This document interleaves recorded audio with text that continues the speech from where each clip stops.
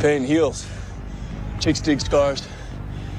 Glory lasts forever.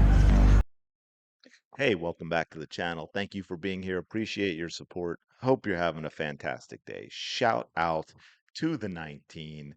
Smash the like button, subscribe to the channel. Let's go. We have Satou Sabally making some public comments that might not sit well and that might not help the players when the CBA arrives, although that she actually mentions the CBA. So she's talking about the games being played for the Phoenix Mercury. So we're going to take a listen to this. We're going to talk about it a little bit. I'm curious what you all think. And then we're going to take a step forward and a step back for Satu and maybe give her a bit of an education on what is going on. So let's dig into this a little bit.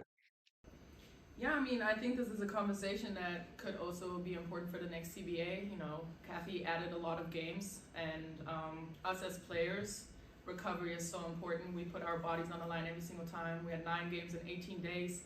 It's not really responsible for a commissioner. I think other teams have like 3 back-to-back, so it's just a lot of things that we could clean up in terms of scheduling. But we've persevered, and we show that we can do it. It's just something that obviously along the way over the course of a long season, that's really hard to do. Okay, now I just want to play this beginning part first. One more time, just this quick beginning part, because I want to make sure I have this right in my head. Yeah, I mean, I think this is a conversation that could also be important for the next CBA. You know, Kathy added a lot of games. Okay, that's what I thought she said. Let's break this down a little bit for you, Satu, because I tell you what, you pull off the entitled narcissism of a welfare charity league very, very well. I got to give you credit for that. The self-absorption, the narcissism is next level. Kathy didn't really add a lot of games. I mean, it went from 40 to 44, 40 to 44. How many did the NBA play? How many of the NBA been playing forever? 82, with a much, much longer postseason than the WNBA as well. You have an incredibly short season for basketball. And again, 40 to 44 is not a lot.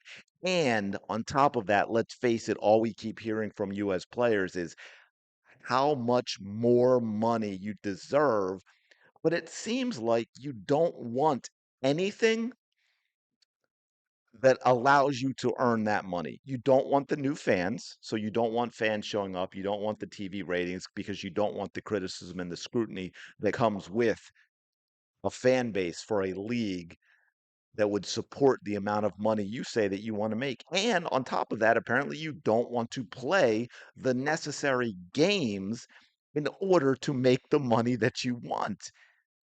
Please, someone in the comments below, explain this math for me because it doesn't seem to be working. First of all, putting this blame on the commissioner. Also, let's say saying this is 9 games to start, 9 games in 18 days is irresponsible, is absolutely absurd and childish. Honestly, I don't want to get over the top and call Satu stupid, but she sounds stupid. Okay, she really does. Look at First of all, again, as some people mentioned over here, now I had to chime in on this one and said, go work at McDonald's. I mean, if you can't play every other day, you shouldn't be in the league. And I stand by that. And there are a lot of other comments like, where was this conversation last year when the Fever did 11 games in 20 days? The first 4 games were against the Liberty and the Sun. Where was this for the Fever last season? So a lot of people bring that up. There was no talk from these players about what the Fever went through. Now, a lot of Fever fans brought it up. I brought it up. 11 and 20 is a little different than 9 and 18, not extreme. For me, it was more about the start was because not only did they have 11 games in 20 days, they played it was a very tough schedule in terms of who they played, right? Like I'll give you an example. People are talking about Nafisa Collier, and you get it, people who are talking about how well she's dominating and she's the clear front runner for MVP already this season. But if you look at it and and I'm not saying she's not, but if you look at the schedule, it's been a very easy schedule for the Lynx, not in terms of I'm not looking at games in days, but in terms of who they played, it has not been an easy schedule. You get a lot of that. Man, I looked at the schedule that came out for the NFL and my Philadelphia Eagles this year compared to wow. I'm looking at that like, okay, man, are we gonna be able to make the playoffs to defend our Super Bowl victory? Because man, that is a tough schedule. It happens, right? I think I had done the math too with people who were talking about how terrible this is. It's 9 and 18, right? It's not 44 in 88.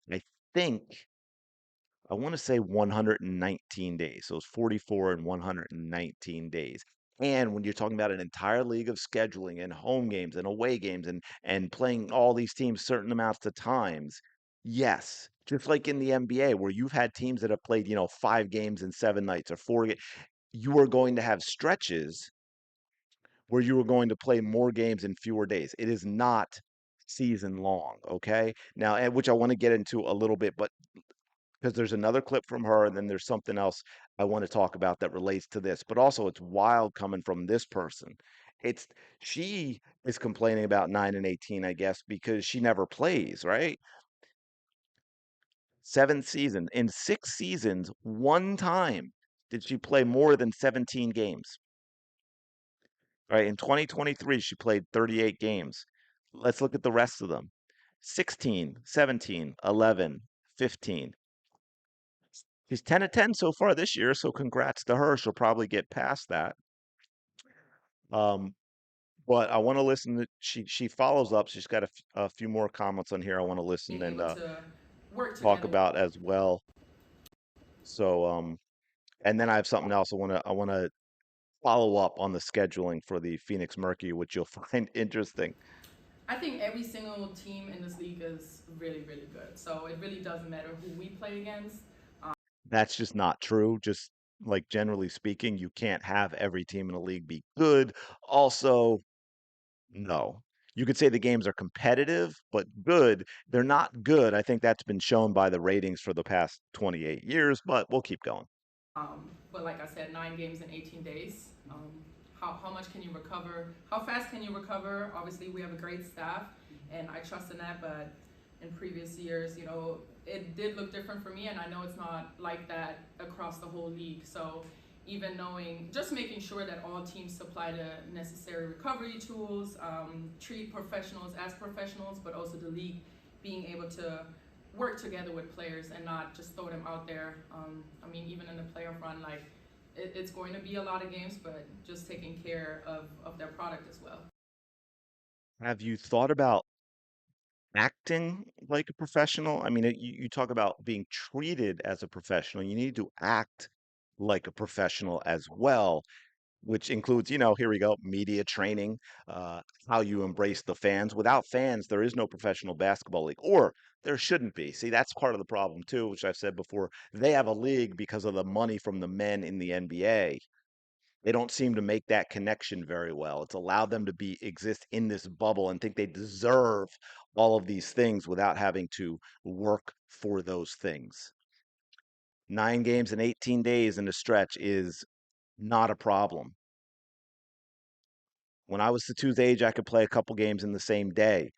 Let's talk about the guys who go out and play pickup for hours at a time on consecutive days. So let's stop it. By the way, we're going to take one more thing I want to show you. We're going to take a look at this because, again, this is just how it works. Now, I think that game was I think they played on the 7th. I think that was the 7th.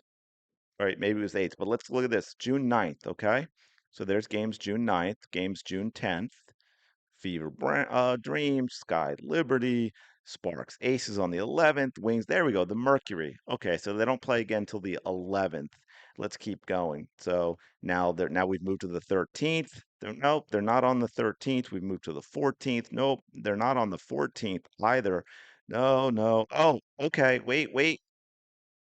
The 15th. 15th. There we go. They play on the 15th. So in the next the next 6 days, they have one game. One is that too little now? Is Satu going to come out and complain about that's too little because they're going to get rusty? These players have a lot to learn about what's going on, and I just don't think this helps them, right? She brings up the CBA, but this does not help you with the CBA. This turns people off. If there's anybody on the WNBA side who is actually going to look at the reality and doesn't buy into the whole, well, they're women playing, and so therefore they're suffering under all these misogynistic things, and we just have to give them stuff they didn't earn. If they actually have somebody who's going to look at what is happening with the league, the players are in a lot of trouble and are going to have a big reality check when it comes time to negotiate the CBA in earnest. But anyway, let me know your thoughts in the comments below. What do you think about Sabally's comments? What do you think about the scheduling? Do you think this is really anything different than what we see in all these other leagues? But for some reason, the WNBA players feel that they should be treated differently. Anyway, let me know your thoughts in the comments below. Smash the like button, subscribe to the channel. Appreciate it as always, and I will talk to you later.